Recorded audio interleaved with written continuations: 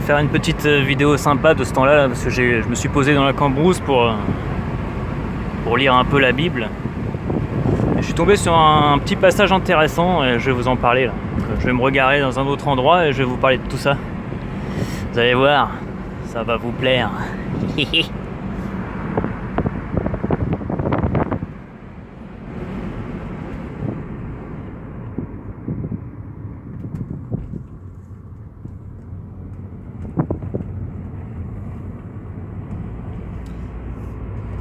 Allez, à tout de suite.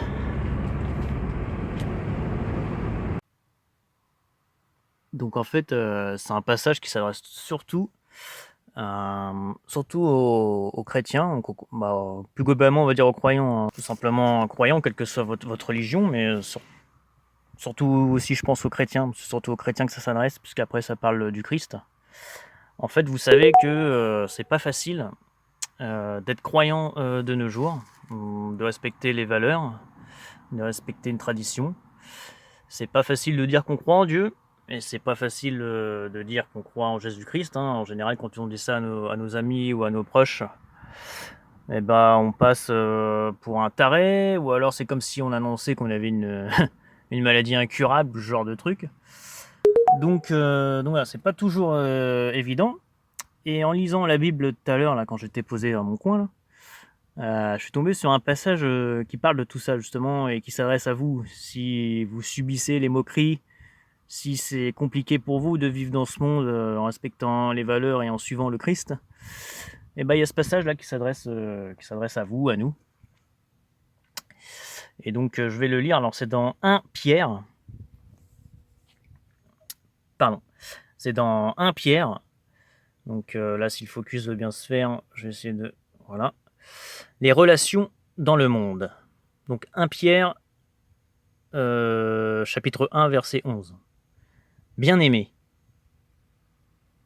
je vous encourage, en tant que résident temporaire et étranger sur la terre, à vous abstenir des désirs de votre nature propre, qui font la guerre à l'âme.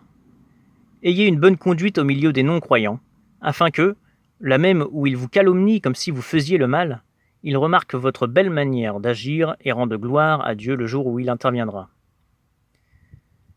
À cause du Seigneur, soumettez-vous à toutes les institutions établies parmi les hommes, soit au roi parce qu'il est au-dessus de tous, soit aux gouverneurs parce qu'ils sont envoyés par lui pour punir ceux qui font le mal et approuver ceux qui font le bien.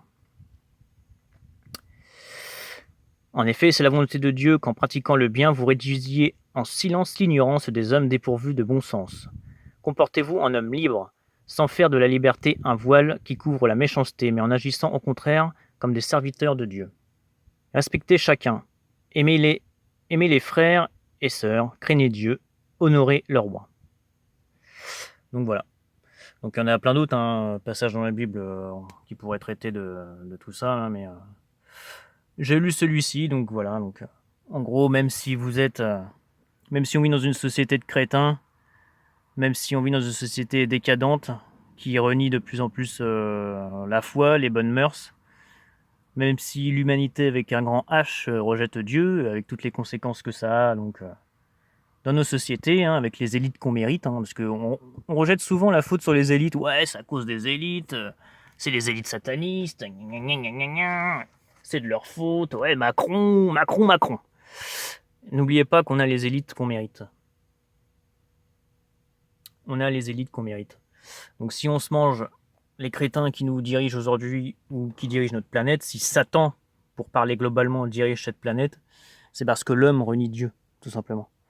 Donc pour nous chrétiens, ou si vous êtes musulmans ou juifs ou autres, c'est difficile pour nous de vivre dans cette société décadente. Donc voilà, la Bible, Dieu nous invite à, malgré tout, même si on est entouré de connards, malgré tout être respectueux, essayer de bien se comporter, de faire le bien autour de nous. Et forcément, ça aura un impact chez les gens. Le fait d'être un exemple vivant.